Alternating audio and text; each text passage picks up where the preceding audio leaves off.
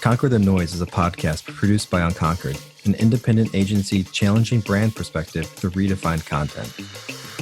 This podcast is dedicated to telling stories of outstanding ideas and people who have found their way amongst the chatter. Hey everyone, this is Jonathan Hansen, your host of Conquer the Noise. Today I'm speaking with Eliza Becton and Grundy, the co-founders of Bevi. Sean and Eliza, thank you so much for joining us today. Eliza, Sean, thank you so much for joining us today. Thanks for having us. Yeah, of course. So I always like to start off with the big, who and what. So I'd love to dig into and hear, what Bevi is and a little bit about your background and how that led you into the creation and formation of the company. Eliza, do you want to go or you want me to go? You go first. Okay. At a high level, Bevi's mission is to make the beverage industry environmentally sustainable. Mm-hmm. Today, the beverage industry is probably the least sustainable of all the industries out there. And I'm including oil and CPG and, manufacturing and a variety of industrial businesses. They're all very related, I can say. When you think about oil, petrol products are going into the beverage containers. So I could definitely see how that it could be or is a true statement. Absolutely. Yeah. Today, about half of the top 10 plastic polluters worldwide are beverage companies. Mm-hmm. And the reason that Eliza and I got into the beverage business was genuinely to change it from the inside out. And we do that by designing smart water machines that instead of offering beverages in single-use disposable bottles, we design machines that purify water at the point of use, and then efficiently mix in a variety of other ingredients to create a broad array of beverages that range from regular purified water to sparkling water to flavored waters, and more recently to vitamin enhanced and other supplement enhanced beverages as well. Mm-hmm. And all our machines are internet connected, which enables us to remotely manage the quality of the beverages being produced and also very practically manage logistics and make sure we're sending the right ingredients to the right machines at the right time. That's interesting. And Eliza, so we talked about this a little bit before we hopped on the show. But you studied industrial design, went back to school, got a master's in industrial design, and then you also, I don't know if this was a part of your work at RISD, but you studied the behavior around bottled water, which I find really fascinating. Yeah. I'd love to hear a little bit about that. Yeah. So in grad school, they make you do a thesis. And for me, I've always been really passionate about ocean stewardship and sustainability. And it's always been a part of how I grew up. And so I knew I wanted to kind of tackle that and started digging into the biggest opportunities around behavior change and where you could see offering a product that might eliminate or make a better solution out there for people. And when I dug into it more, I zeroed in on single-use plastic bottles, which I don't know how old you are, but I remember when I was little, it wasn't a thing. Yeah. They didn't really exist. And then fast forward to today and they're everywhere. They're prolific. And I was really curious about why that happened. And so I wanted to understand, when do people need these? Why do they need them? Can we create something better than this sort of, very convenient offering of water in a bottle when we have water everywhere? We have municipal sources that are filtered and, much more kind of sustainable approach. So I really wanted to understand how could we take something that is highly designed and out-design it, create something better, easier to use, more convenient, whatever else people were really looking for at the time. And just try to make a better system holistically. Yeah, I remember. I think I was in like sixth or seventh grade, maybe a little younger than that, walking through the mall as you did at that age of my generation, and Dasani was doing like a giveaway and giving out bottled water, and it was like right around the time when they first were launching as part of like I guess their go-to-market strategy, just get it in the hands of people. Um, and I remember thinking like, wow, this is the product looked. It was the first time I'd ever seen seen bottled water for the most part. But I remember it feeling kind of like luxurious and like this cool new thing. The way that it was designed and the branding um, and that's really kind of not the case. It's just, I mean, some of these brands are just taking tap water more or less and treating it.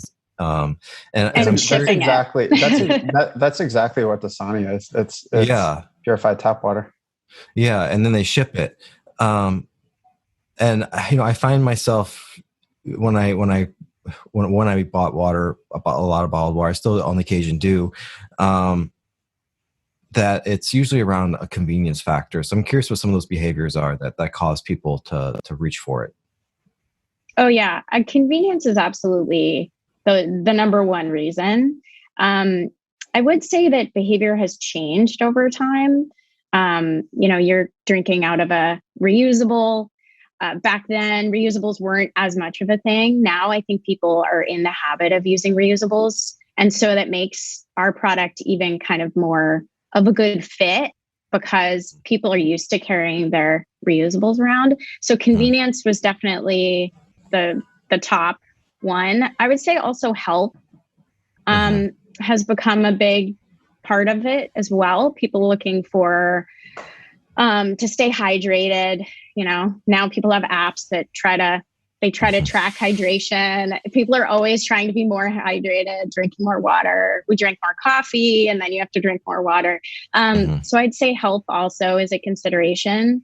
And that's been interesting to follow as well. If you talk about sort of user behavior, sparkling waters, huge with sort of people who are trying to kick soda. So that's also a component of what we're interested in, is kind of helping people achieve their sustainability and also health goals.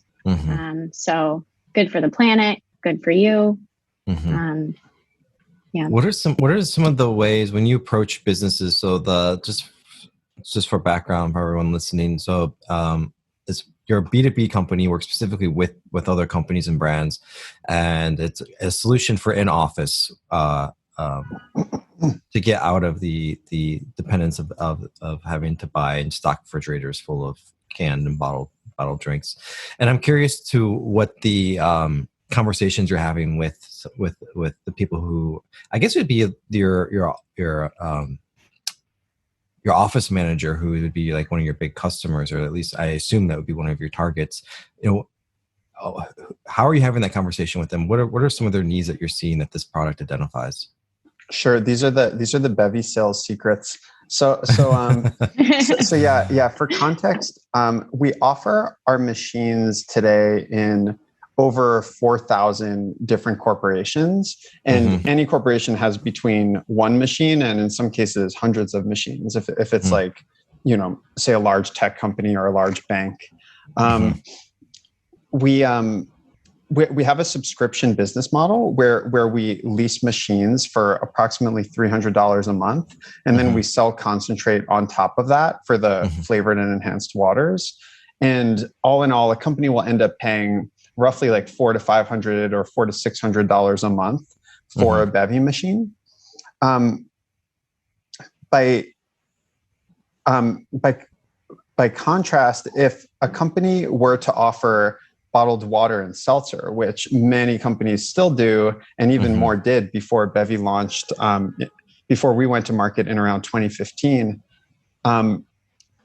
By contrast, those companies would be paying probably $1,000 to $1,200 a month for the same amount of usage that they'd get out of a Bevi machine. So a lot of our sales pitch, we do sell primarily into offices, and when we go to offices, as you mentioned, we're either selling to an office manager who handles everything from like, in most tech companies, everything from like some HR responsibilities and employee engagement activities, as well as just like physically overseeing the office, or we sell to professional facilities teams. And we see this more in larger companies where if we're selling to, say, a Fortune 500 firm, they have an entire facilities team that oversees their corporate real estate and does everything from like air conditioning systems to like pest control to food and beverage.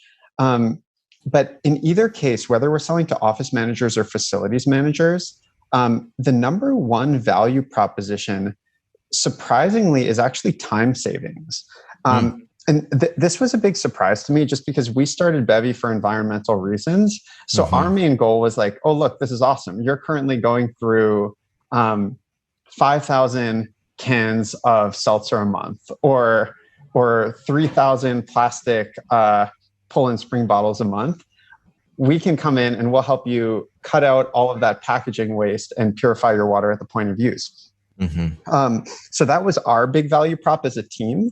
But what mattered most to our clients was really the time savings, because if a company is just crushing through cans of seltzer or bottles of water, then the office manager or facilities team is constantly restocking a refrigerator. In some cases, every single day. In some cases, every other day. But it's this manual work where they have to take bottles from a storage room to the refrigerator.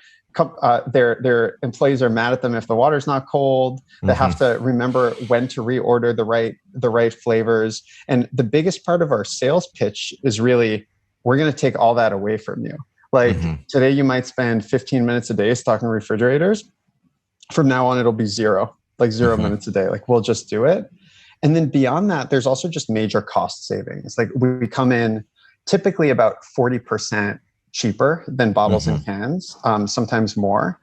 So that's that's another value prop. And I'd say that surprisingly to us at least, the environmentalism comes maybe third in the list. So it matters, but it's usually not the driving force behind why people get our product. Yes, I guess that would really depend on the order of those things. Might depend on the business, and the person. The person, yeah, the extensiveness of their expenses, etc. I'm sure there's a lot of little considerations that go into that. That sounds like kind of like an evolution, really, as far as your learnings of getting out there and talking to people, and then listening, hearing the feedback from them.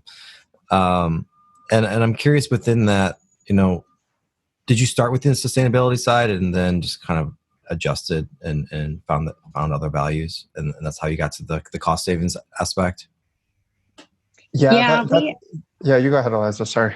Oh, no, I was going to say, I think a big key to us being able to bring impact that we want to, we did start with the sustainability, but the key is really just listening to what people are telling us. So, put things out there that are as quickly as possible as we feel comfortable, and just listen to what people are saying. And that was the feedback we were hearing is, oh, I could see this.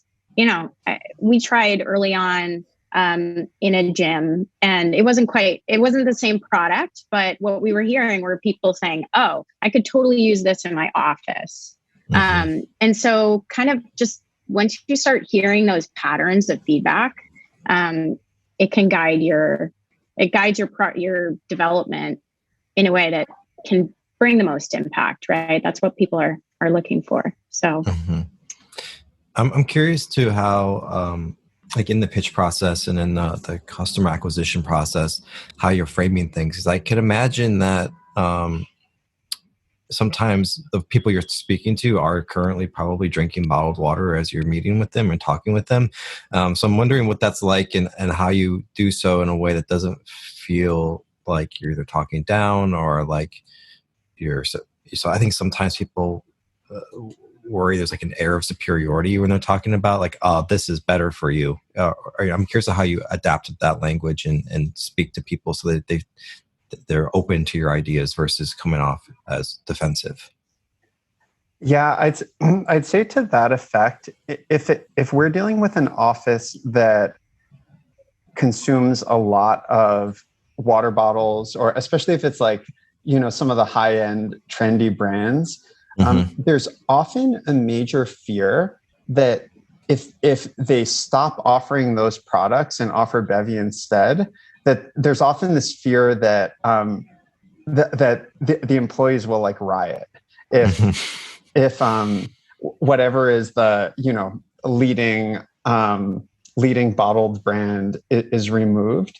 And a big part of our sales pitch is sharing just examples from our past sales of so many companies that initially had the same concern and then switched to Bevi and realized that like not only do people like the beverages, but it's also we've designed it, or really Eliza has designed it to be a very fun product to use. And there are all these benefits that they didn't even think about until they saw their employees use it and enjoy it and just like be happy that they got the product. So we share a lot of examples of that. The phrase I've heard that from like a sales and marketing perspective on the topic of like not being sanctimonious and not talking down to people. The phrase I heard that I really liked is light green. Like we want to be light green. Like we don't want to shame people for using plastic today if that's what they've always done and that's what they've always found convenient. Like we take the view that it has to be our job to offer something that's more attractive on every important dimension. Like we want to be more attractive on cost, more attractive on quality of beverages, and more attractive on overall convenience. And so yeah, we view it as really our job to win them over and to give them something better than their job to make a like a moral decision. So you mentioned that Eliza, you designed the product, and so I would like to dig in a little bit, like as far as how you're breaking up roles. So it sounds like you are head of design and product development. Is that the case? I head up industrial and user experience, so the design aspect, and then I'm VP of product management, so manage the product management function, which works with the engineers and the software developers to build out the features and functionality. So Sean and I divide and conquer. Sean, what do you head up at the organization? So technically everything. So I genuinely feel responsible for everything, but that doesn't mean I do everything. So in terms of like how I actually spend my time, I'm probably split between I'm probably split three ways between investor focused work, where it's my job to raise money and keep current investors engaged and informed. Sales and business development work, where I'm involved with our major distributors, our major customers, major sales deals, and then thirdly, finance work as well. Where even though in all of these areas we have functional leads that do great work, I'm inevitably involved in a lot of the financial analysis, especially when it comes to decisions on just like where do we allocate Bevi's capital? Like how much are we investing in current product lines versus new product lines? How much are we investing in new product development versus selling and marketing our current products? I stay pretty involved in all of that. Yeah, spoken like a true co-founder, always involved with everything and feels a responsibility for everything, even though the lane that you're driving in isn't necessarily, specific to I can totally relate to that. Yeah, it's hard to let go. It's hard. It can be hard to let go. And I think one thing that's really interesting is your role as far as dealing with investor relations and one of the things I wanted to dig into today was talking through your growth, because you've had pretty explosive growth over the history of the product so far, our products brand, I guess you could say. And I'm really curious to see how you've maintained your quality control and dealt with just scaling at such a huge and fast levels. I assume that once you start taking on venture capital, VC money, the expectations for growth and to get everything out there just doubles or triples overnight. And I think sometimes that can lead to product issues. But that doesn't seem to be the case with you guys. Yeah, there are absolutely always trade-offs.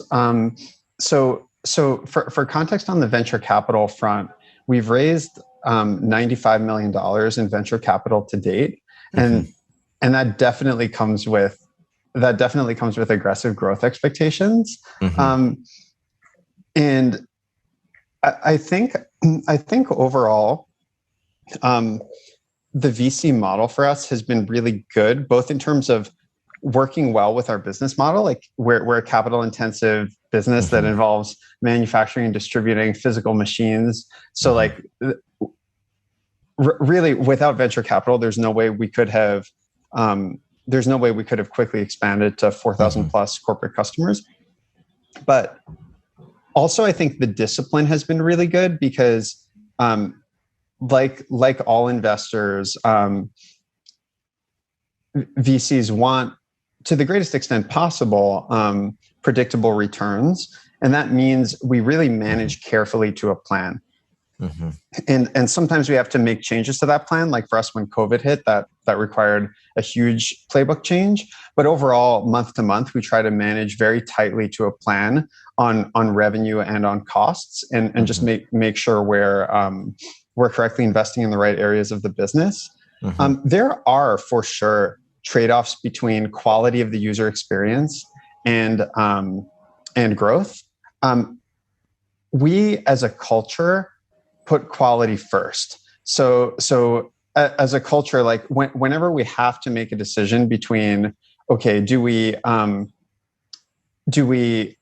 like stop production to fix some issue on the production line, or do we like put all the machines out there and go fix them later? We tend to take the approach of stop production, fix it, then get back to growth. And the reason why is that the majority of our growth actually comes from current customers. So for the last 3 years, more than half of our sales each year have come from current customers that we had at the start of that year. And that expansion, which is really our main growth driver, it only happens if people like the product. Like that happens from somebody from the Chicago office of a company visiting their New York office and seeing their New York office has a Bevi machine and then saying, oh wait, I want one of these for Chicago. And that only happens if people are like genuinely happy with and excited about the product. So I think like investing in quality, like product quality, really for us is the key to growth, much more so than honestly, even our sales and marketing efforts. Like I think, I really think the product itself is our biggest growth driver.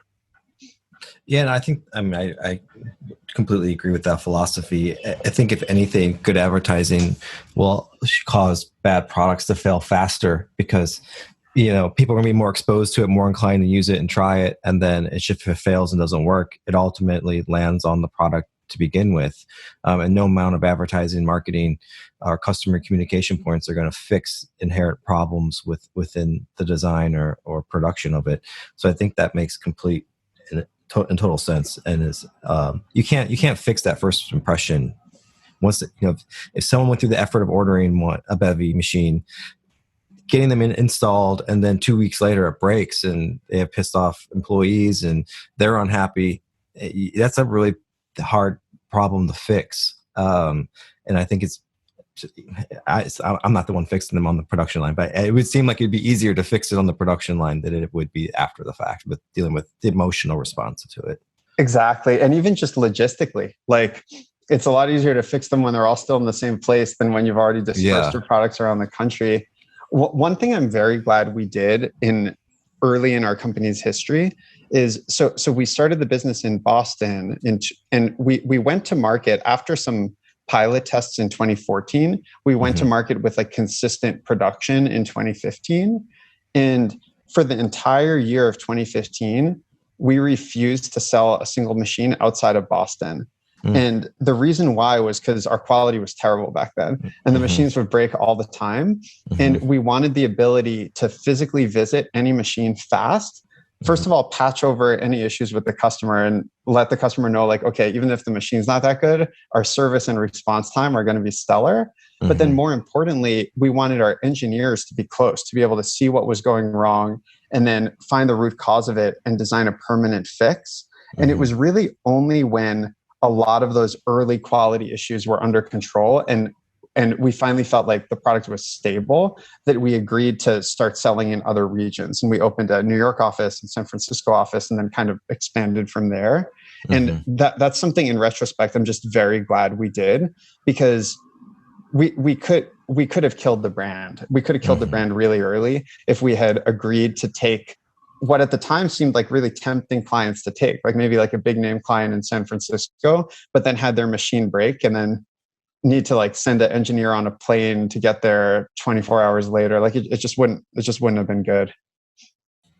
Yeah, there was also benefit to like us going out and fixing them ourselves. Like there's that empathy piece where you really see the customer pain and you go there and you have to face the customer and say, you know, in many of their cases, they don't have any other water source. And so Bevi is the only water source. And you're like, I'm so sorry. This is, you know, our machine is down.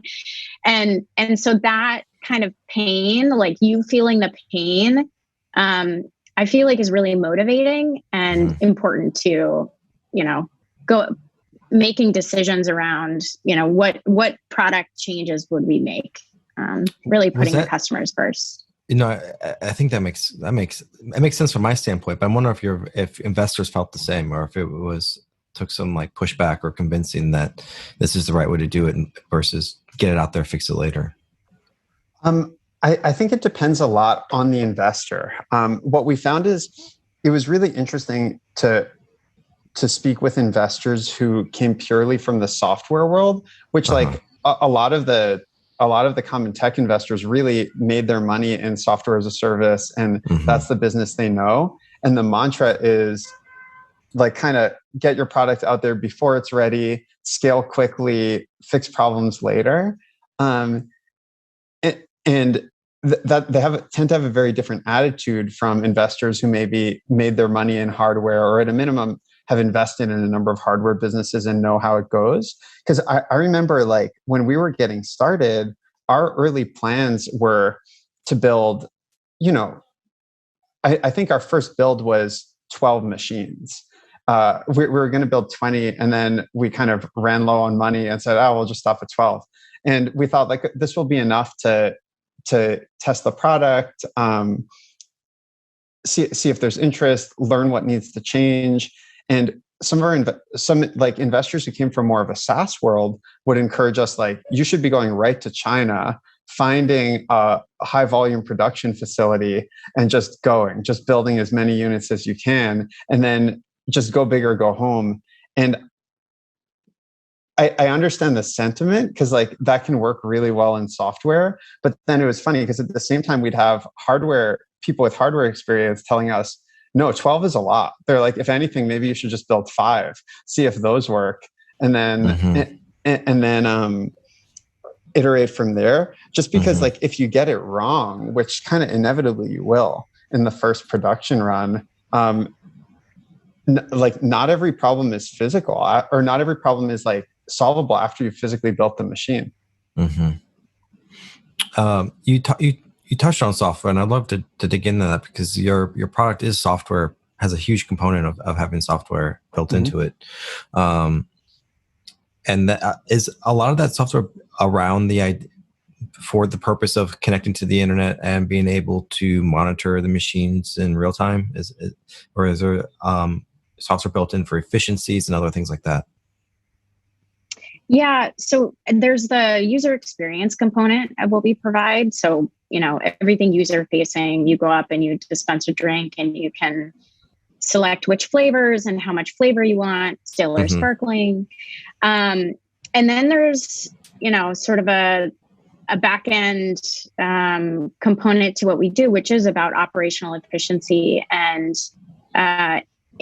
again, comes back to providing the best user experience, but how do we make it so that no flavors are out at any given time? And that requires us to know when a flavor is going to be out, to notify the proper person, whether it's one of our distributors or Bevi or whoever, and make sure that they have the flavor in stock.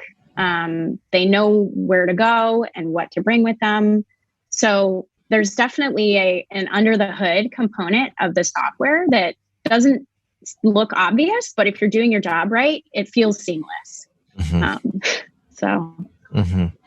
And what I find interesting, and I think one of those solves that was probably never thought of, or maybe it was, but didn't come up until recently, is the supply chain issues that a lot of brands I think are having, whether it's supplying like the actual flavoring in their product or the container, or even moving that product from A to B. This seems like an easy solve in some ways to avoid some of those issues. And I'm curious if brand partnerships are a part of any sort of growth strategy or been kicked around over there. We've kicked around brand partnerships, like the idea of taking a well-known beverage brand and offering that in the Bevi machine.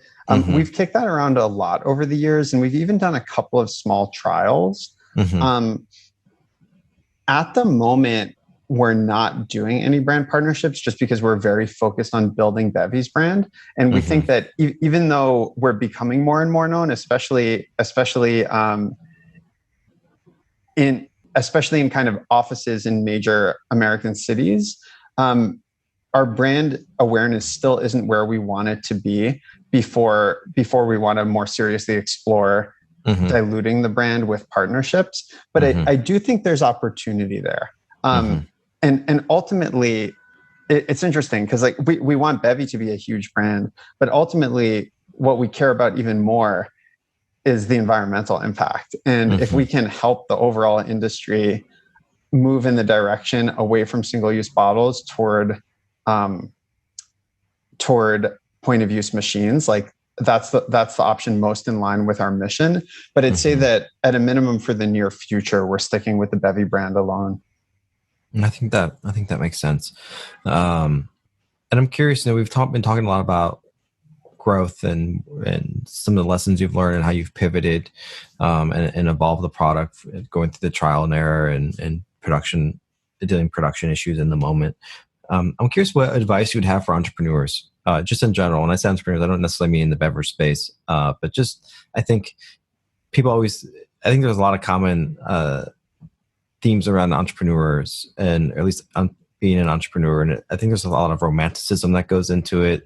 People forget how, not sure if they've never had their own business, how difficult it can be, or they think as soon as you get investors or you get hooked up to the VC fund, you're golden. So I think it'd be great for you if you had any advice that you'd want to share. Yeah. So it's an absolute grind. To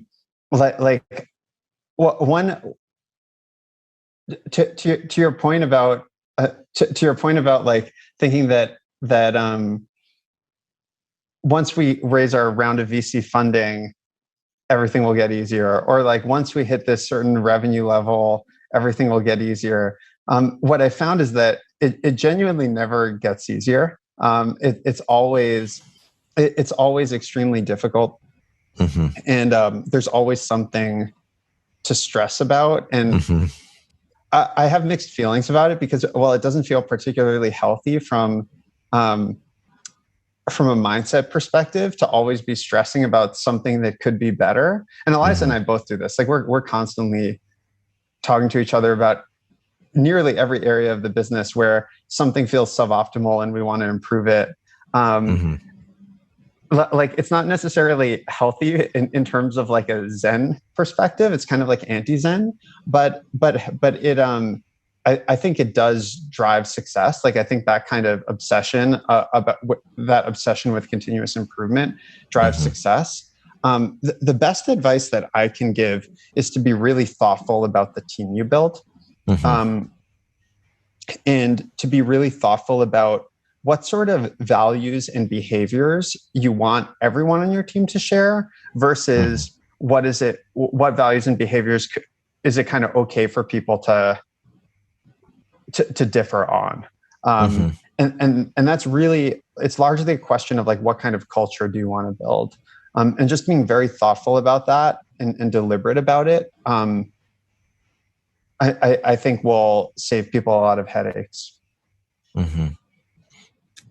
Yeah, and sort of going on that topic, I think it's also really important that those people feel like they can speak up and have a voice. And you may not always agree, and that's fine.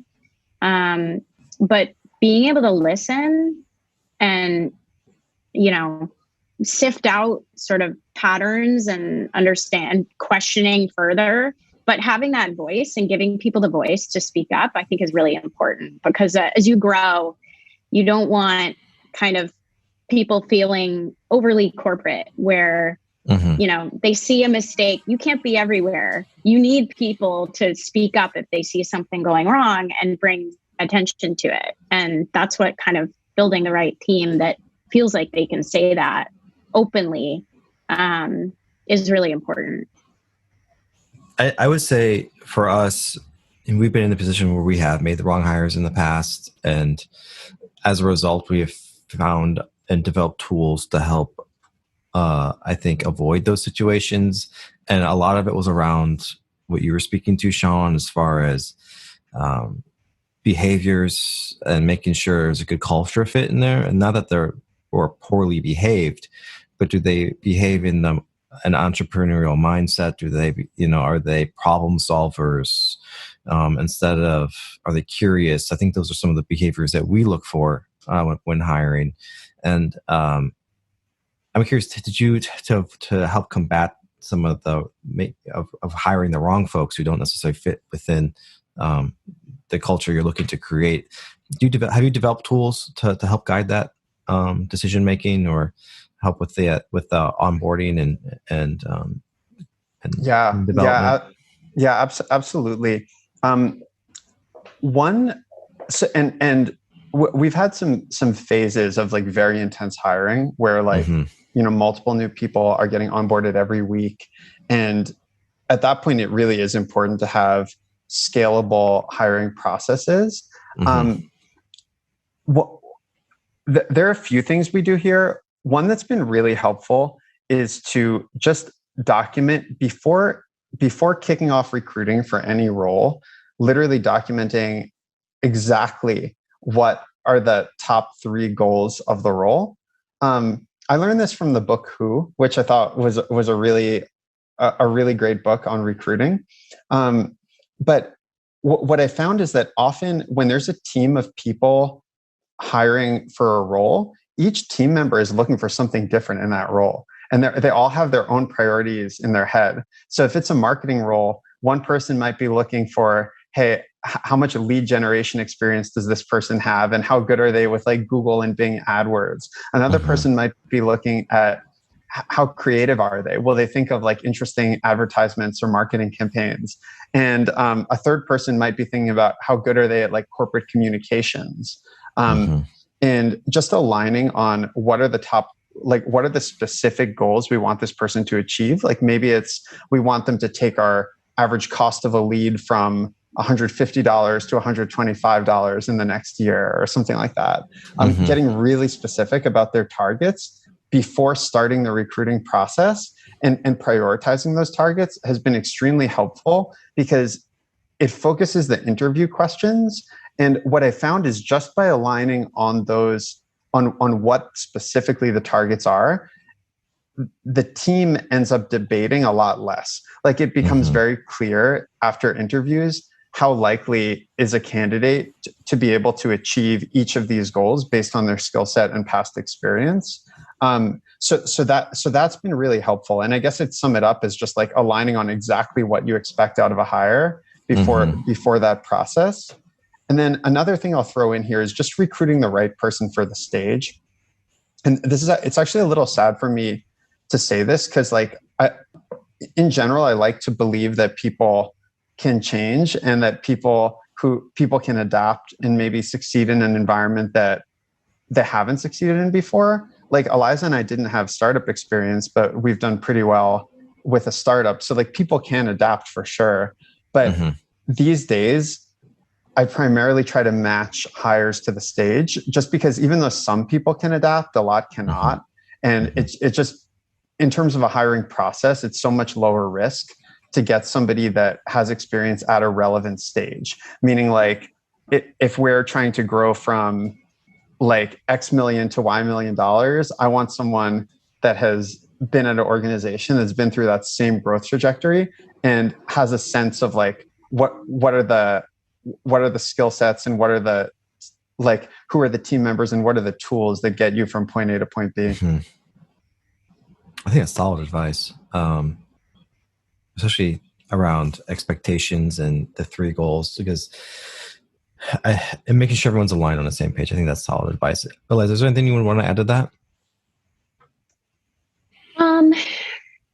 We also have, our core values that we are looking at. And so typically in the process, we have someone that's just kind of thinking about that isn't thinking about role specific.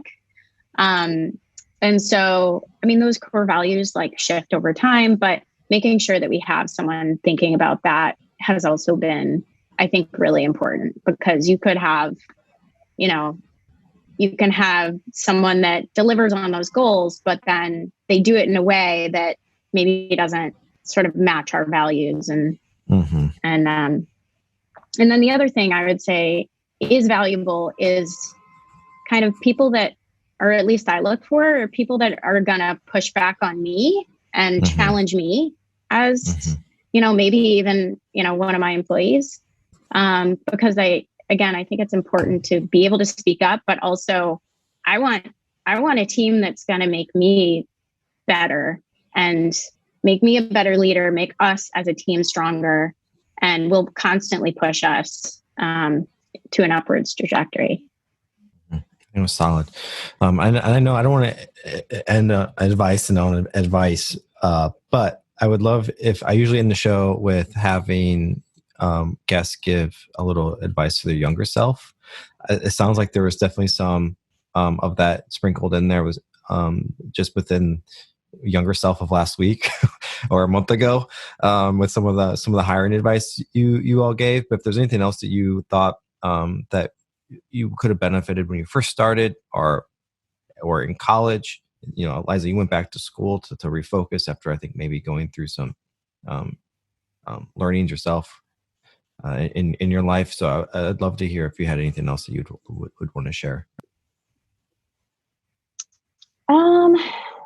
I don't know that I would change things a ton, because we're where we are today because of all the trials and tribulations we went through.